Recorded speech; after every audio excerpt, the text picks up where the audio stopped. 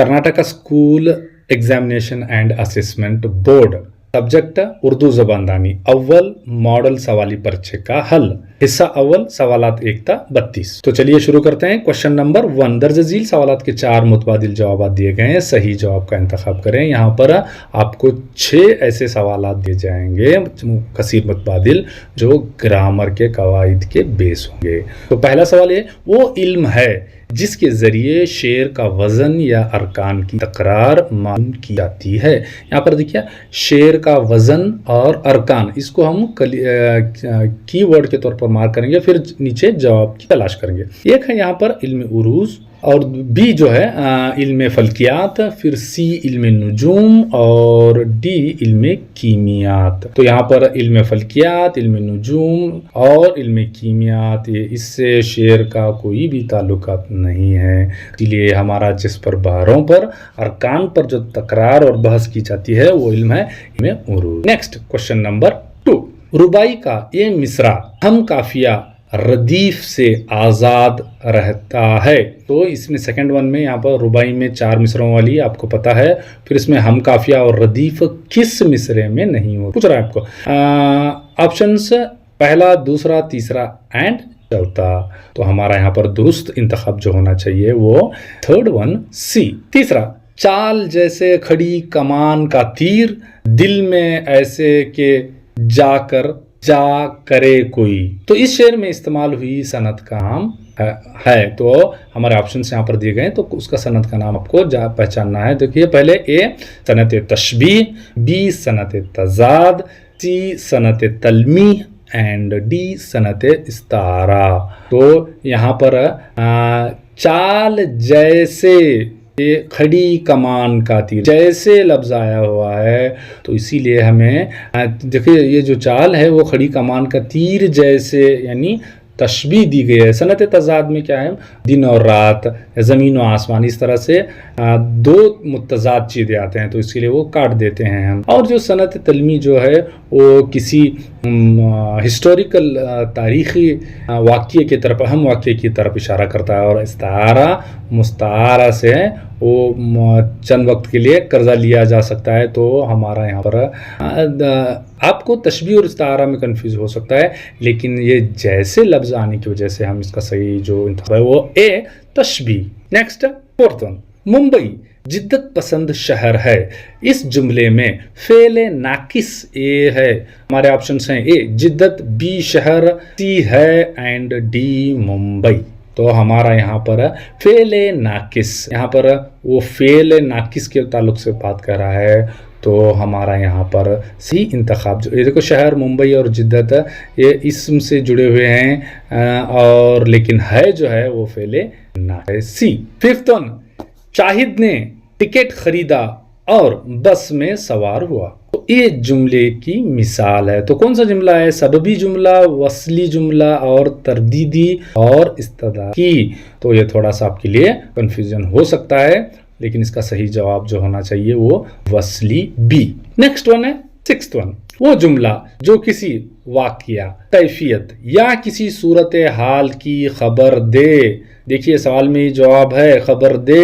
A option जुमला खबरिया, B जुमला फेलिया, सी जुमला इस्मिया एंड डी जुमला इंशाइया। तो हमारा यहाँ पर सवाल में ही जवाब है, तो इसीलिए हम ऑप्शन ए को लॉक करते हैं, जुमला खबरिया। नेक्स्ट देखिए, अब आपको 4 मार्क्स के लिए यहाँ पर दिए गए हैं, पहले 2 लफ्ज़ों की मुनासिबत से तीसरे लफ्ज़ को जोड़ देना। तो ऑलरेडी यहाँ पर दिया गया है, बस उसको नेक्स्ट वाले को कॉपी कर देना है। देखो हक यहाँ पर इसका जमा दिया है हुकूक, तो आपको भी सर का जमा देना है इसरार। नेक्स्ट 8th वन है ये जल्द है, देखिए ऊपर लगा हुआ है जेर, फौरन यानी जल्दी करो।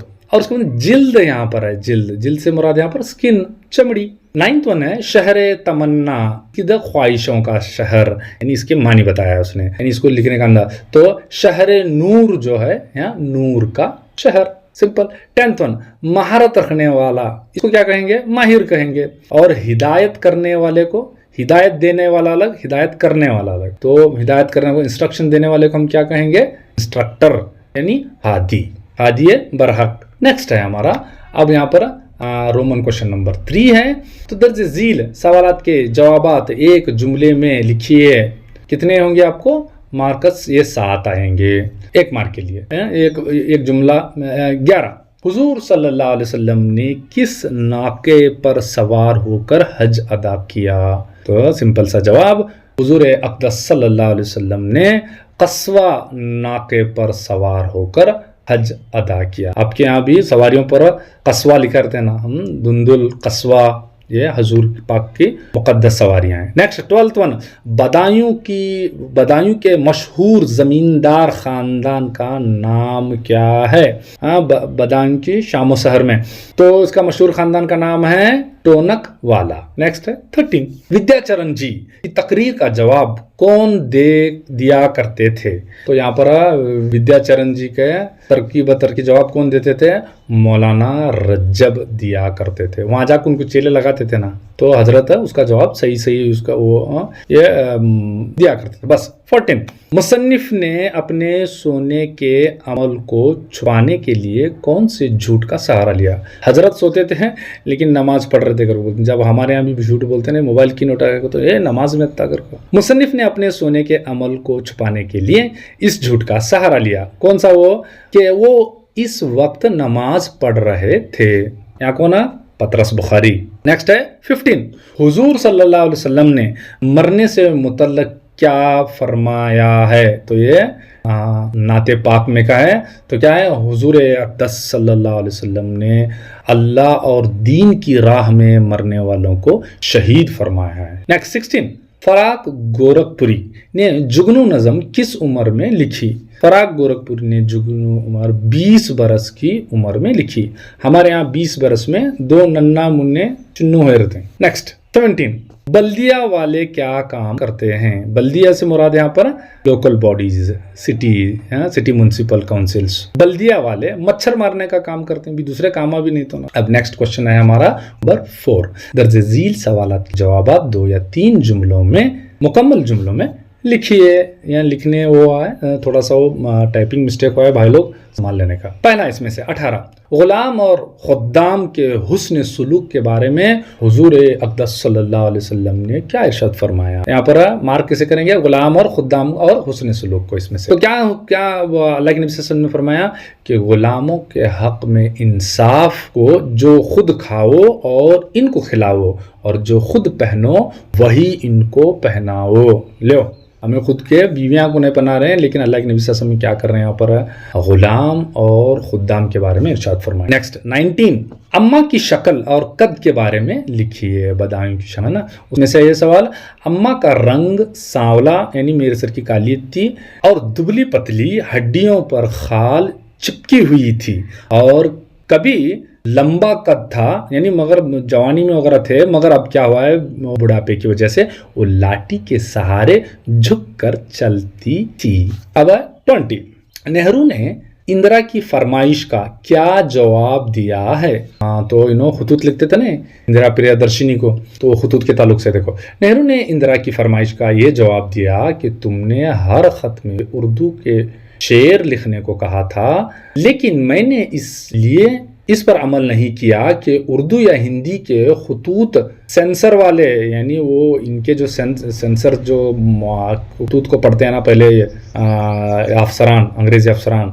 रोक लेते हैं, वो स्टॉप करते हैं क्या कि इसमें कोडिंग डिकोडिंग मैसेज है समझ को, वो इनमें कुछ खुफिया मानी पढ़ने की कोशिश करते हैं। नेक्स्ट है 21, तारीख में आज भी किस बात का मातम किया जाता है, और सुकरात को जहर का प्याला क्यों पीना पड़ा?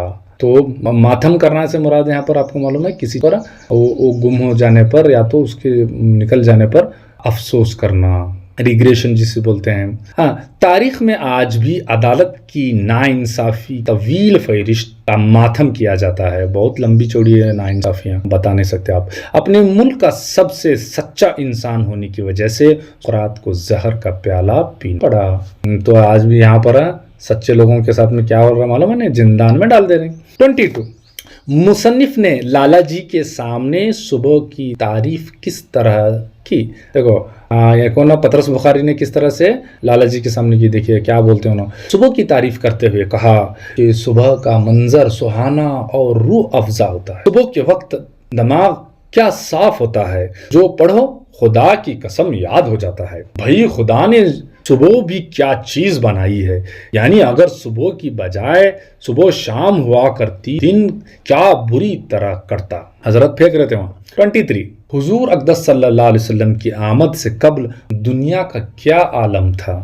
بہت برا تھا بھائی۔ حضور پاک صلی اللہ علیہ وسلم کی آمد سے قبل دنیا میں کفر نے فتنے پھیلائے رکھے تھے، انسان سے انسان ٹکراتے تھے، ظلم و ستم حد سے بڑھ گیا تھا، طاقت والے کمزوروں کو پامال اور برباد کر دیتے تھے، دنیا میں امن و امان ختم ہو چکا۔ تب تشریف محمد۔ 24 جوش ملی آبادی کے نزدیک رشوت کو چھوڑنا کس لیے محال ہے؟ یعنی بہت مشکل بوجھ کام ہے، کیونکہ یہاں پر بہت سارے اس کے ریزنز دیے ہوئے ہیں جوش ملی آبادی نے نظم میں۔ دیکھیے شاعر کے نزدیک رشوت کو چھوڑنا اس لیے محال ہے کہ یہ ہر طرف ہوس، چور بازاری اور مہنگائی ہے۔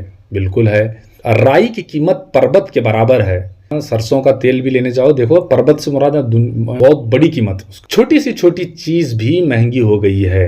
تنخواہوں کی کمی کے سبب زندگی گزارنا مشکل ہو گیا ہے۔ ملک میں ہر طرف خون چوسنے والی صنعتیں، سرمایہ داری کی بدبختی، کم تنخواہ دینے کی بری عادت اور بڑھتی ہوئی قیمتیں ہیں۔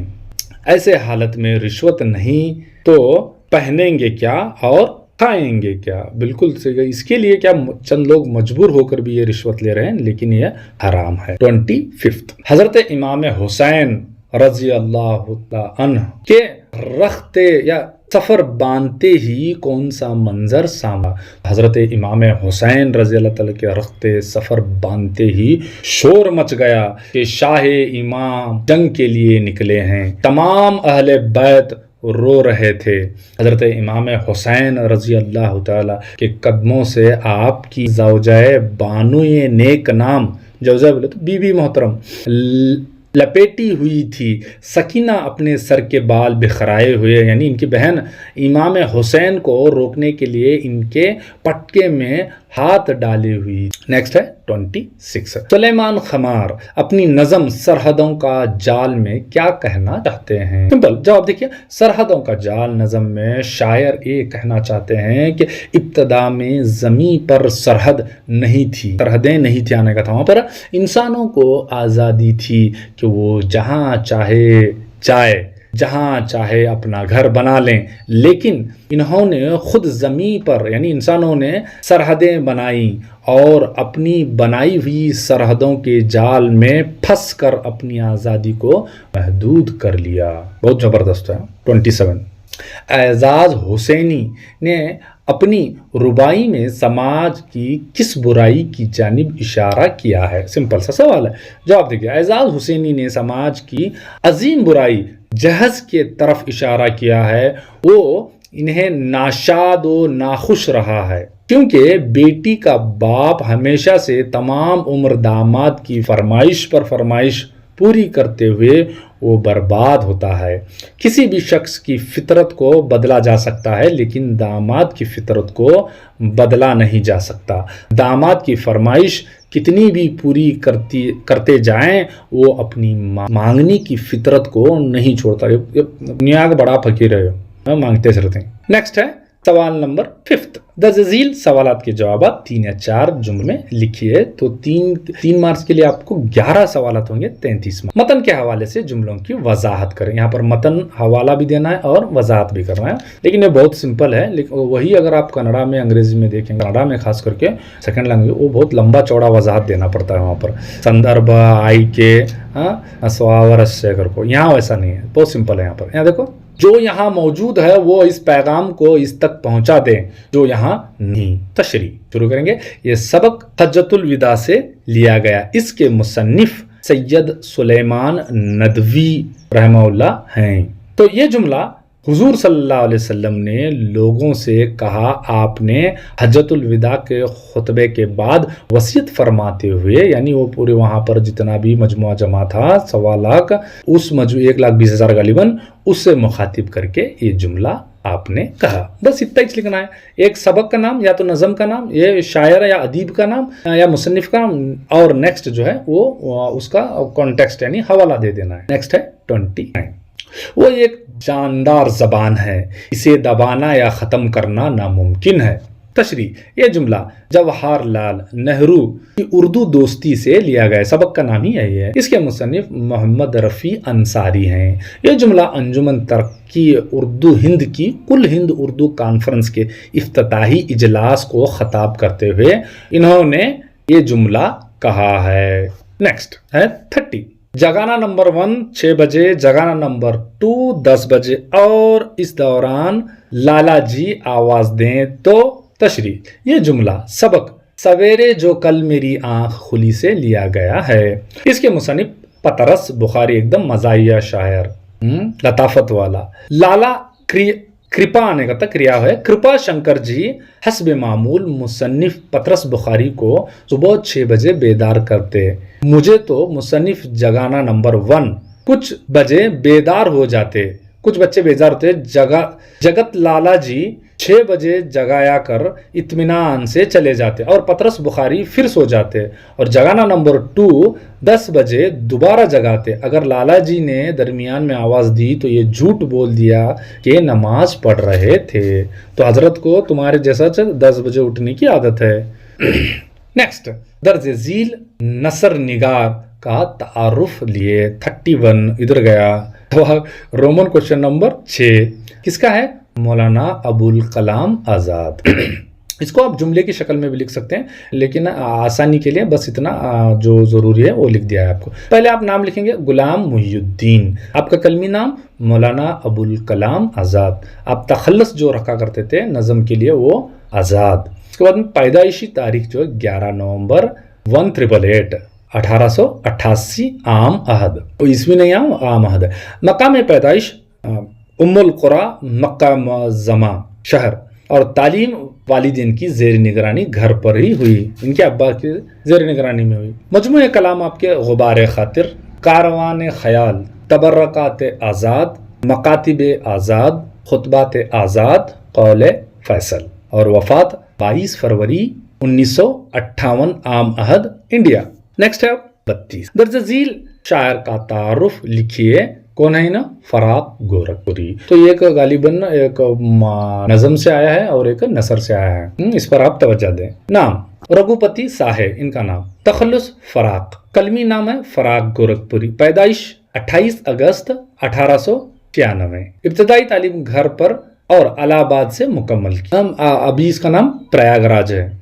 تصنیف روح کائنات، رزم و کنایات، غزلستان، شبنمستان، روپ، غول نغمہ، اور آپ کی جو وفات ہوئی مارچ 1982. تو انشاءاللہ اس کا جو بقیہ جو حصہ ہے ہمیں نیکسٹ ٹائم بنائیں گے، کیونکہ ہمیں پتہ ہے حضرت تمنا اتنا لمبا ویڈیو دیکھنے ہوتا نہیں، لیکن مجبوری ہے آپ کی، کیونکہ آپ کو پاس ہونا چاہیے. تو یہ ماڈل کوشچن پیپر ہے، میکزیمم اسی میں سے آنے کے چانسز ہیں. تو اس کا حصہ دوم کے لیے تھوڑا سا انتظار.